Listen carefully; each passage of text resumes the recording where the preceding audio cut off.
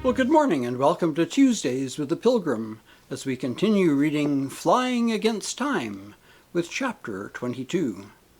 There was a frightful floundering and thrashing about of the severed parts of the rattlesnake's body. Blood spurted through the cleft in the bag made by the hatchet, and a red spray spattered on Ted Scott's clothes. He wiped it off with a shudder of repulsion and sensation of nausea. He waited until the commotion had ceased. Then he widened the tear with a slash of the hatchet, and the part with the head attached tumbled out. Ted picked it up gingerly between two of his wrenches and cast it from the plane. He breathed more easily as he saw it whirling through the air. He waited until he was passing over an uninhabited stretch of the country and hurled out the bag with all of its contents. The bottles of orange juice were probably uninjured, but he could not bear the thought of even touching anything that had come in contact with the slimy snake. Then, his nerves still quivering, he settled down to the work of guiding the comet on its course. Only a few minutes before he had been congratulating himself that he had at last escaped the attacks of his enemies, but he had reckoned without their cruelty and cunning. Even in the air they were reaching out after him. He pressed his arm against the telegram in his pocket that told him Charity would be praying for him. Surely she must have been praying at that moment of deadly peril. He felt again the tug of thirst and reached for the water bottle. But before unscrewing the cap, he reconsidered. How did he know that the water, which looked so crystal clear and inviting, had not been doped or poisoned? He had learned by bitter experience that his enemies had more than one string in their bow. Then and there he made his resolve. He would touch no drop of water or coffee, eat no crumb of food, until he had finished his flight. It was a pity, too, for a most appetizing store of food had been provided for his journey. It irked him sorely to make the sacrifice, but it was a matter of abandoning the lesser for the greater good. So over it went, every scrap. He was thoughtful enough to smash the bottles before he threw them away, lest they might fall in some soft place and have their contents sampled by some curious soul that might come across them. All the better if I get mighty hungry and thirsty, he consoled himself, with a whimsical grin. It will make me the more eager to reach Los Angeles and get a square meal. Up to the present time he had been favored with excellent weather, and had not only kept up his schedule, but had gone beyond it. The comet was working like a dream. Her motors kept up the steady hum that is sweeter than any symphony to the ears of an airman. Her buoyancy increased as she used up the gasoline, leaving her that much less load to carry. There was a gentle quartering wind that helped the plane along. Ted was piling up a margin. He was elated at this, but not so elated as to become overconfident. He knew how suddenly that margin might disappear if unfavorable conditions were to arise. It was up to him to make hay while the sun shone. As he approached the Appalachians, the sunshine that up to then had enveloped the plain began to lose some of its brilliancy. The dazzle was replaced by a sort of silver haze, beautiful in itself, but not at all beautiful to Ted. He knew what the haze portended. There was every possibility, more than that, a likelihood, that it would deepen and thicken as he neared the mountains. He pulled the stick, and the plane darted upward. He hated to go higher, for the nearer he hugged the earth, the faster he flew. But safety must not be sacrificed to speed. In the upper strata, however, he did not find the greater clearness of the atmosphere for which he had hoped. The haze still clung about him. Beneath him it seemed like layers of white cotton wool on which the plane was floating. Above him it formed a canopy that momentarily grew more dense. At the same time it became moister. It was ceasing to be a haze and beginning to be a fog. The stick was wet where the young aviator touched it. His hands were beaded with moisture. Little drops trickled down under his goggles and got into his eyes. The glass of the cockpit was obscured, and he had to keep wiping it constantly. Up and down he went, seeking better visibility, but with every moment things grew worse instead of better. There was no silver to this haze now. It had been transformed into a sodden, dripping fog that settled about the plane and its occupant like a pall. Ted could not see 10 feet in front of him. All landmarks had been blotted out, and he was forced to rely entirely upon his instruments attached to the board before him. His brow creased with vexation.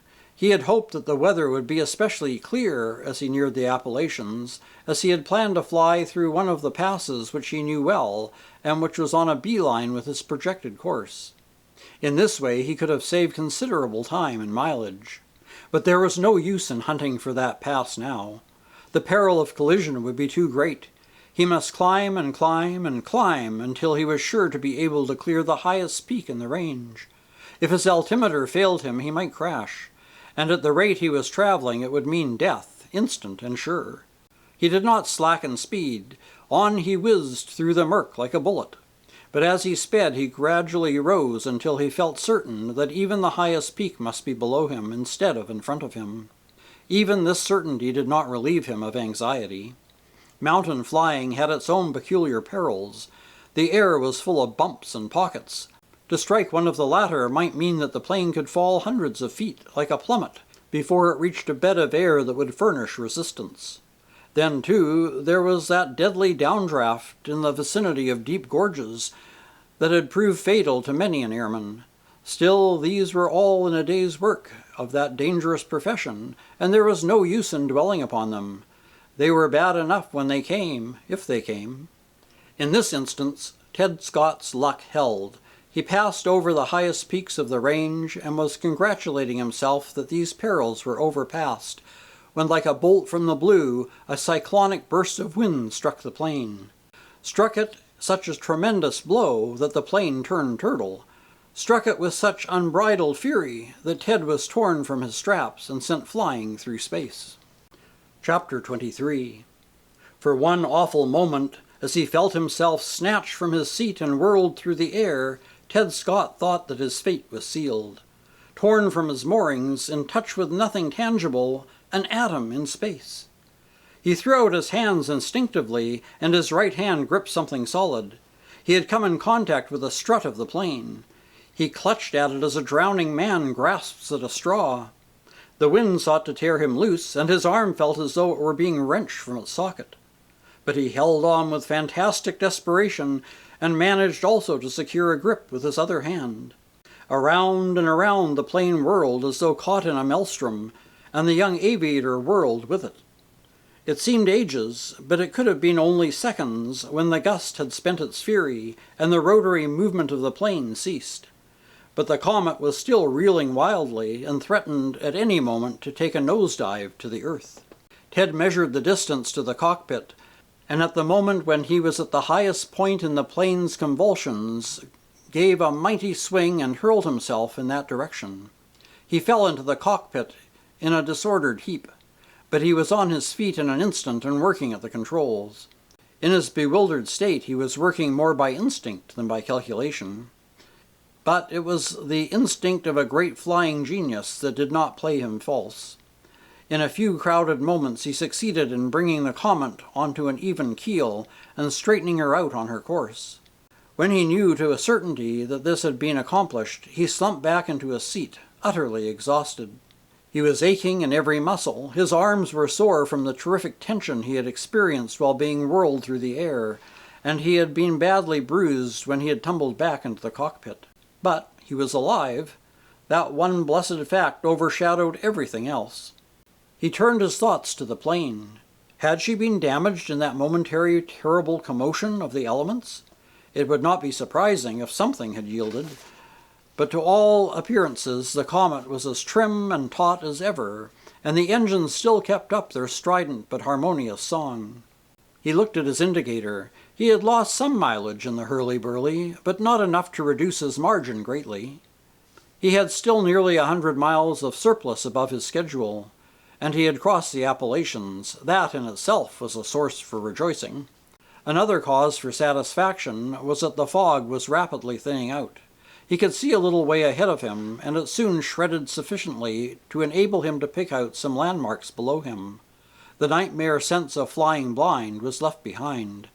None was more expert than Ted Scott in reading his instruments, but nevertheless there was always a chance of some of them going wrong. It was an immense comfort to have the use of his eyes to determine his course. Then, too, the risk of collision with a plane flying in the opposite direction was enormously diminished. He was dropping down the western slope of the mountain range and going like the wind, Dusk came on, and millions of lights began to spring up like fireflies in villages and cities over which he flew. He was over Ohio now and streaking across the Buckeye State like a rocket. There was no wind to speak of, neither for or against him, and he let out the Comet to her limit. He rejoiced that there were no traffic cops in the skies to lift up a warning hand. Before he reached the Indiana borderline, he was 140 miles to the good, and still gaining as he flew. 140, he chuckled to himself. A nice little margin to have up my sleeve. Gee, if I could have this kind of weather all the way, I'd make it in 17 or 18 hours, let alone 20. But that's a mighty big if. It was indeed, as he soon had occasion to know. Before he had covered the Hoosier State, a stiff wind began to blow from the west. It was not violent at first, but steady and sustained, and constantly growing in power. He had, of course, left the mountains far behind, and so could hug the earth, where the wind was less hostile. At times he was not higher than 500 feet, and the sounds of the busy earth below mounted to his plane.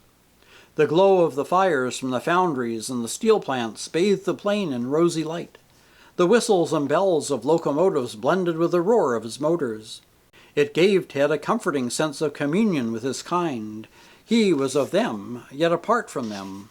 A lonely voyager of the skies, yet bound by a million ties to those whose feet had seldom left the earth. He was hungry and thirsty, far more no doubt than he would have been had supplies been readily at hand. The mere fact that he did not have them made the thought of them infinitely alluring. He would almost have welcomed rain so that he could gather a few drops of precious fluid to moisten his parched mouth and throat. It was fully dark now, and the heavens were spangled with stars. They did not contribute much to the visibility, but they gave him a sense of company. He knew them all, the more brilliant and important ones by name. He was so familiar with them that, had his instruments gone wrong, he could have steered by the heavenly bodies. Many a time they had been his only guides. They never deceived him, nor went back on him. They were his brothers. They, like himself, were wanderers in the uncharted realms of space, cradled in infinity. There was a kinship. No man had ever been so near them as Ted Scott. He thrilled as he remembered his altitude record, the unequaled flight that had carried him nearer to the blue vault of heaven than any one who had lived since the beginning of the world. But he could not indulge long in musings, for the wind was growing in violence. Its steady character was changing, and it was becoming gusty and turbulent. A veil was being drawn over the stars, hitherto so bright, and black masses of clouds were beginning to pile up on the horizon. There was more than a capful of wind in those clouds. A gale was brewing. Still, it held off until Ted, driving like a demon, had crossed into Kansas, the district where cyclones were frequent, and where subcellars for the farmers and their families to flee were a matter of course in the rural regions. The wind ceased suddenly, too suddenly to suit the young aviator. That abrupt cessation was unnatural. It was as though nature were holding her breath for one stupendous effort. It was the crouch of the wild beast before it sprang. The spring came. A terrific burst of wind struck the plane and tossed it about like a chip on the surface of the Niagara. Ted Scott was in the grip of a Kansas twister. And that's the end of chapter 22 and 23. We'll continue next week with chapter 24. Until then, take care, stay safe, and God bless.